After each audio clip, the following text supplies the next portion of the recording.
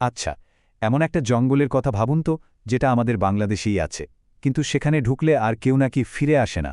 আর এটা কোনো বানানো গল্প নয়, প্রতি বছরই এমন ঘটনা ঘটে। কিন্তু কেন ঘটে, তার উত্তর আজও মেলেনি। চলুন আজ আমরা চিকন কালার সেই অমীমাংসিত রহস্যের গভীরে যাই। ধরুন আপনি একটা গহীন জঙ্গলের ঠিক মাঝখানে দাঁড়িয়ে, চারপাশে পিনপতন নীরবতা, আর ঠিক তখনই দূর থেকে একটা অদ্ভুত শব্দ ভেসে এলো। এই শব্দটা শোনার পর একটাই কাজ করার থাকে, দৌড়ানো। কারণ যারা দৌড়ায় না তাদের পরিণতিটা হয় ভয়াবহ।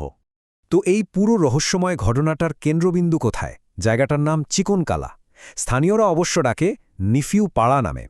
এটা পড়েছে বান্দরবন জেলার একদম শেষ মাথায়, বাংলাদেশ আর মিয়ানমার সীমান্তের সেই নোম্যানস ল্যান্ডে। বুঝতেই পারছেন, পুরো দুনিয়া থেকে যেন একরকম বিচ্ছিন্ন একটা জায়গা। আর এই বিচ্ছিন্ন জায়গাটায় বাস করে ম্রো আদিবাসী সম্প্রদায়। এখানে আধুনিক সভ্যতার প্রায় কোনো ছোঁয়াই নেই, না কোনো পাকা রাস্তা, না আছে বিদ্যুৎ। দুর্গম পাহাড়, ঘন জঙ্গল, এখানে পৌঁছনোই একটা বিরাট ব্যাপার। আর সভ্যতার এই শেষ প্রান্তেই ওত পেতে আছে সেই রহস্যে ঘেরা বন। ওই এলাকার শিকারীরা কিন্তু প্রায়ই এই জঙ্গলে যান, এটা তাদের চেনা জায়গা। কিন্তু বছরের একটা বিশেষ সময় হুট করে একটা অদ্ভুত ঘটনা ঘটে। কোনো রকম আগাম বার্তা ছাড়াই জঙ্গলের গভীর থেকে একটা রহস্যময় শব্দ আসতে শুরু করে। শব্দটা অনেকটা এরকম, ধূপ ধাপ ধূপ ধাপ, একটা অদ্ভুত ছন্দে। আর যারা অভিজ্ঞ শিকারী তারা জানে এই শব্দ কানে আসা মানে একটাই, আর এক মুহূর্ত দেরি করা যাবে না, বন থেকে পালাতে হবে। কারণ এটা কোনো সাধারণ শব্দ নয়, এটা একটা ভয়ের সংকেত। স্থানীয়দের মধ্যে এটা নিয়ে একটা কথাই চালু আছে, এই শব্দ যখন আসে তখন জঙ্গলে থাকা মানেই যেন নিজের বিপদ নিজে রেখে আনা। কিন্তু প্রতিবারই এমন হয়, কেউ না কেউ হয়তো পিছিয়ে পড়ে, আর যারা পিছিয়ে পড়ে তাদের আর কোনোদিনও জঙ্গল থেকে জ্যান্ত ফিরতে দেখা যায় না। আর সবথেকে অদ্ভুত আর ভয়ের ব্যাপারটা কি জানেন? কয়েকদিন পর যখন তাদের লাশটা পাওয়া যায়, তখন দেখা যায় শরীরে একটা আঁচড়ের দাগও নেই, কোনো হিংস্র পশুর আক্রমণ বা কোনো অস্ত্রের আঘাত, কিচ্ছু না। শুধু মুখে লেগে থাকে এক ভয়ঙ্কর আতঙ্কের ছাপ, আর চোখ দুটো একদম খোলা।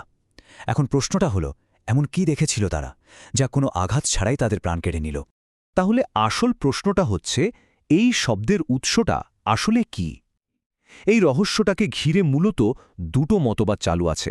একটা হলো স্থানীয়দের বিশ্বাস, আর অন্যটা বৈজ্ঞানিক ব্যাখ্যা। একদিকে ম্রো সম্প্রদায়ের মানুষরা মনে প্রাণে বিশ্বাস করে যে এই জঙ্গলে এক প্রাচীন অশুভ আত্মার বাস, আর এই শব্দটা হলো তারই একটা সতর্কবার্তা।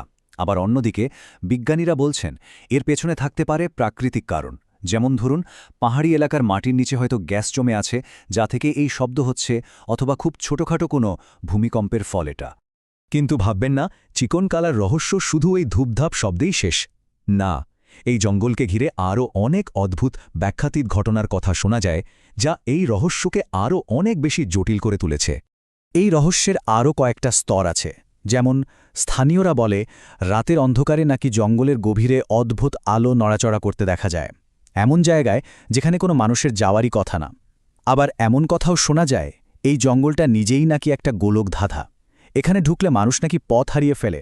শিকারীরা ঘণ্টার পর ঘণ্টা একই জায়গায় ঘুরপাক খেতে থাকে। গ্রামের এক বয়স্ক মানুষ এই ভয় আর বিশ্বাসটাকে খুব সহজ একটা কথায় তুলে ধরেছেন।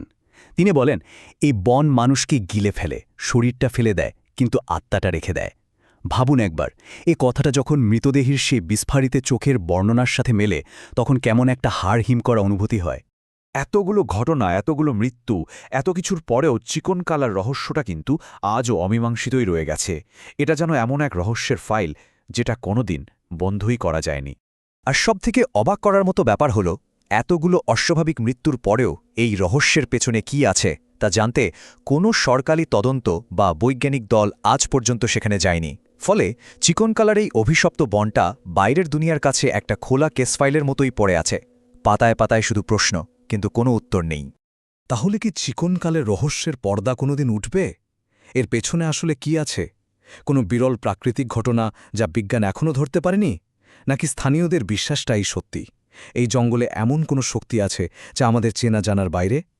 এই প্রশ্নগুলোর উত্তর হয়তো ওই জঙ্গলের গভীরেই কোথাও লুকিয়ে আছে, শোনার অপেক্ষায়, অথবা হয়তো চিরদিনের জন্য হারিয়ে গেছে।